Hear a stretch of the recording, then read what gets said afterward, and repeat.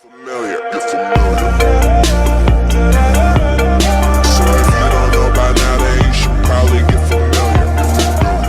And coming to the bike, there is something that I felt was not sufficient on a ride like this. That was the headlight. I had the stock halogen bulb, 60-55 watt halogen bulb on the bike. When I was on my way from Bhopal to Ajmer, and also on my way back, every time I traveled at night, the headlight was not sufficient. I mean, the brightness or the throw of the halogen bulb was not sufficient. So even after I switched on the off-road lamps that I had, I still had some problem, because the yellow light was not so good that it could have covered those dense roads where there was no light at all. And there was also fog, which also created another problem. So after I came back, I got a new bulb that was a 190 watt bulb. It's a halogen bulb, but it's a white bulb now. Not pure white, but it's a mix of white and yellow. You can call it as a warm white.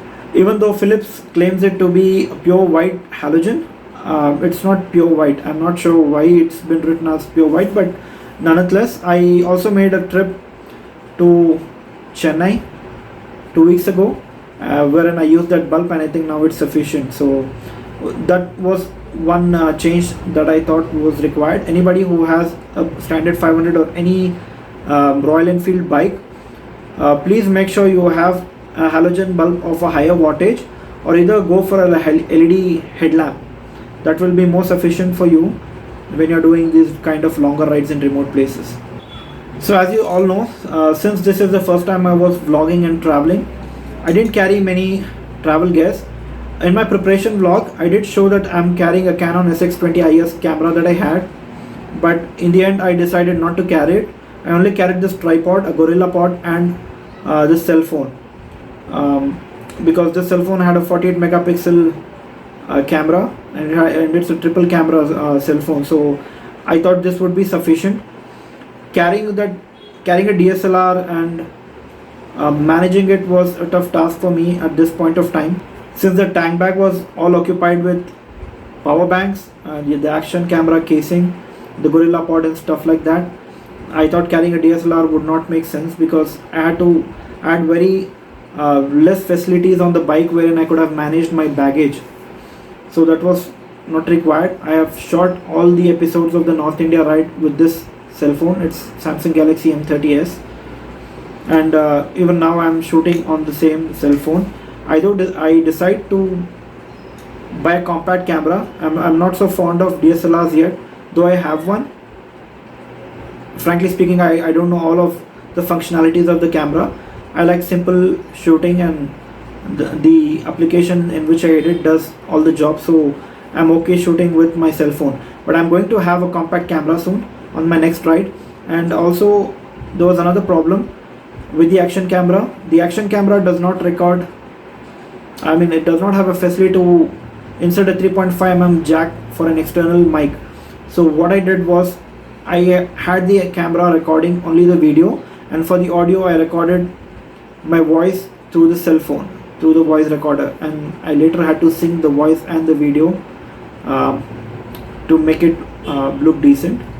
I'm trying to find an alternative wherein I can record the audio in a different device, because when I have the cell phone on the mobile charger mount, I have to insert this 3.5mm lavalier mic, and the wire goes all the way through the helmet, and then I have the mic closer to my chin so that I can record the audio. And when I do that, I am not always able to move so comfortably. So that's one concern that I had with the record, with my gears and equipment. So I'm going to upgrade that for my next trip. So if somebody is thinking why all of a sudden I decided to travel solo on such a long distance, let me tell you that I got this bike in the year 2016. It's been more than 3.5 years since I got this bike. My main intention was for touring, and since 2016 I never got a chance to tour on this bike on longer distance. So it was high time when I finally decided to travel, even if it meant that I had to travel solo. So it does not happen all of a sudden, and it doesn't happen overnight that you decide that you finally have to travel. When you are fond of traveling, if that's your passion and if that's what is going on through your mind, only thinking is not going to work. I was thinking from the past 3.5 years, just thinking won't work. The things happen only when you start working for them. So for the past 3.5 years, I watched a lot of motor vlogs, I watched a lot of travel vlogs, and I saw people or riders how they traveled from one place to another, travel the whole country, all India rides and stuff like that. There is this one vlogger, a motor vlogger, who I admire the most, who has been my inspiration for all these years. His name is Rohit Ashok. He has a YouTube channel by name Toll Free Traveler. That's a very apt name for a solo rider, especially on a motorcycle. So he had this wonderful channel by name Toll Free Traveler. That's how people know him. He's famous for traveling solo. He has traveled the whole country solo. He does camping on his own. He has also traveled Bhutan, Nepal.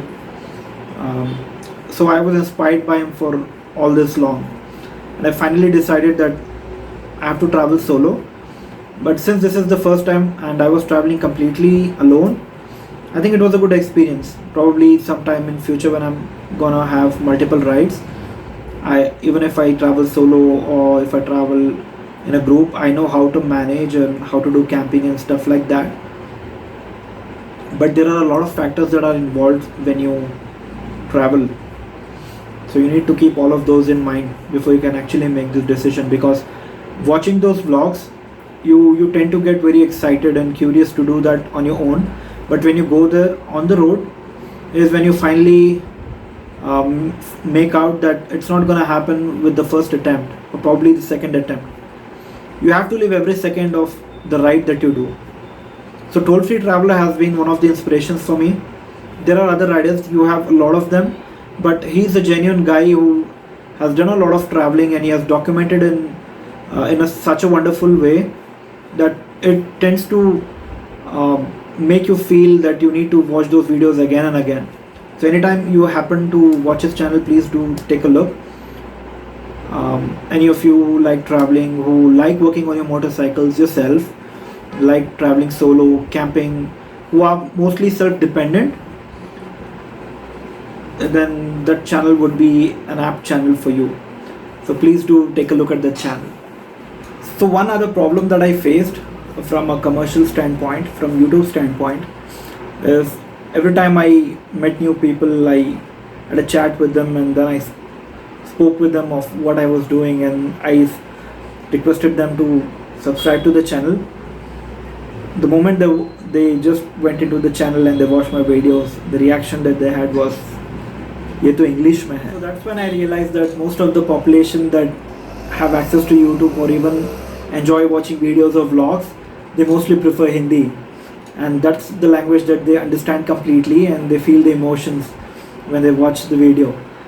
So I am planning to have my channel bilingual. I'll be vlogging both in English and Hindi is what I've decided going for. Maybe from the next trip that I'm going to do, I'm making it more convenient for the audience, because it's an obvious thing, people subscribing to the channel and later not watching to the content because they do not understand the language is one of the barriers. So that's one of the problems which I need to sort it out. Not completely Hindi, not completely English, maybe both the language would do, so that the audience can enjoy the video and I can cater to many more people. So I did not script my video today. I only had this list of things that I thought I should be speaking on. That's it. I didn't have any script with me, so I just went with whatever came into my mind and what all I remembered from the trip. That was much about it. If I happen to go on further rides, I'll be documenting things in a more beautiful way, because I did not have a drone, I did not have an action camera in which I could take cinematic shots. I couldn't do any of it. I was not stopping much on the road. I had very little time, and most importantly, I was only traveling to shrines. I wasn't traveling to any tourist places, so I couldn't do the vlogging the way I wanted it to be. So it's a good experience for first time. I also wanted to give a voiceover on my videos when I was editing and I uploaded the final videos. In most of the videos, it so happened that the mic stopped working sometimes. Sometimes the action camera stopped working for no reason, I don't know, and after some time it started working again. So I thought I'll give a voiceover after I reached home and I was editing the vlogs. But the problem is there is construction going on exactly opposite to my room, and there is also construction going on behind the other part of the building. So I couldn't give a voiceover at any point of time. I tried doing that, but there was a lot of disturbance because of which I couldn't do it. But next time I'm gonna make sure that even if I have to give a voiceover, I'm doing it and trying to do it in any way possible, even if not at home, and if I have to go somewhere else, I'll try to do that. And I'll try recording the voice while traveling, so that the whole concept of giving a voiceover does not come into place. I need to upgrade my action camera as well. I need to find an action camera that has this option of inserting an external mic and then recording it, which will be more convenient for me. So there's a lot of things that I learned, and there's a lot of changes that I'm going to implement in the coming future on my future rides. One important thing that just struck my mind is I've been going through the analytics of all the videos that I've posted, and I've been coming across this common thing that videos are not being watched completely. Probably the video is being skipped, or maybe the initial part of the video is being watched and probably the last portion of the video is being watched. So what happens with that is the video performance comes down. So the average watch time of a video, imagine if the whole video is for 12 or 15 minutes, and if you're skipping or just watching the starting or the end part of the whole video, the average comes down to 4 minutes, 3 minutes or 5 minutes. That actually in the end reduces the performance of the whole video.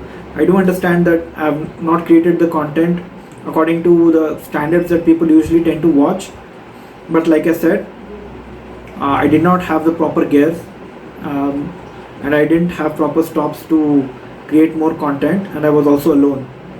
So that was one of the reasons. So please do watch the videos completely so the video can perform well. The ranking is based on the watch time that actually goes on all the videos, and all the videos are ranked against each other. So that's how it works. Please do watch the videos completely. So I know since I have not created my vlogs the way it had to be, it's not the end. We always have multiple chances. We always have our multiple future rides planned. So I'm gonna do better every time I create content. So if you like this video, if you haven't watched the previous vlogs of the whole North India ride, please do watch them. I've created separate playlists for the preparation vlog, the tutorials I have done, and also the North India ride. Please do watch those videos. Please hit the like button. Thank you for supporting till now, and also subscribe to the channel if you haven't already, and hit that bell notification icon. So until we meet next on the different video, bye bye and take care. Peace.